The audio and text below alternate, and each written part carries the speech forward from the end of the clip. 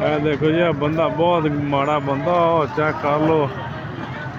बंदा पागल हो गया सवेर धुप्प ही खलो खलो के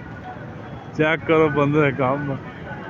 सवेर का बंदा पागल होया होता चेक करो कुछ शह नहीं फिक्र ही होंदी